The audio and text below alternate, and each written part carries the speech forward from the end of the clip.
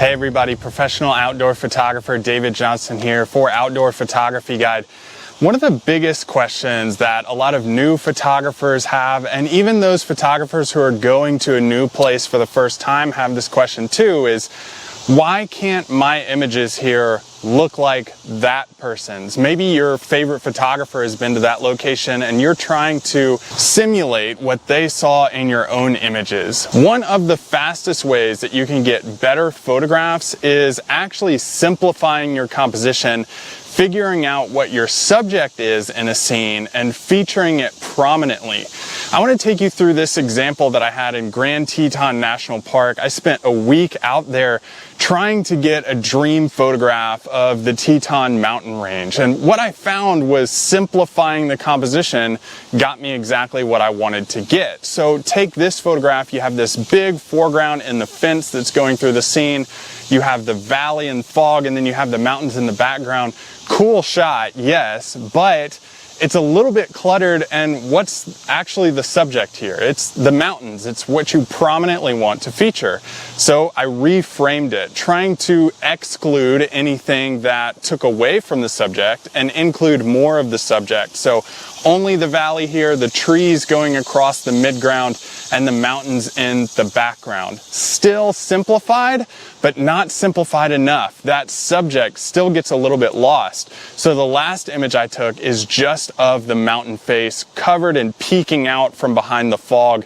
And you do get, hey, here's the subject. It's obvious. It's the mountains prominently featured in the entire frame, filling it up. I think what a lot of photographers do is get to that location, take the first shot, accept it, and move on. But when you continue to whittle down what the subject matter is in the frame, then you get that more thoughtful, simplified shot.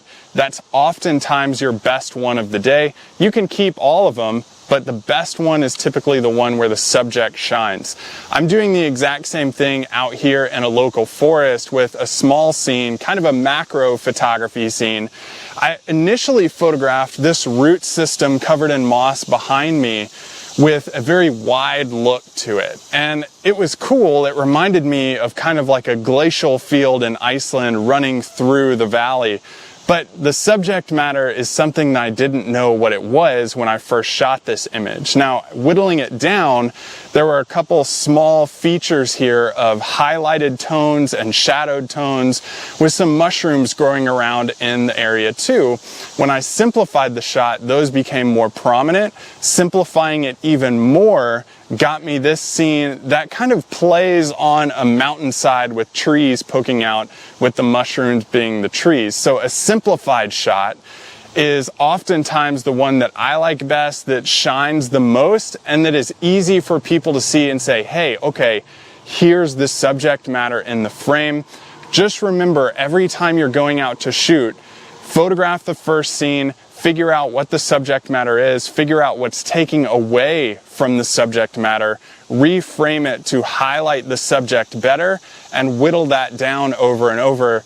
More often than not, you're going to be left with your favorite shot having the subject prominently featured with barely anything else in the frame at all.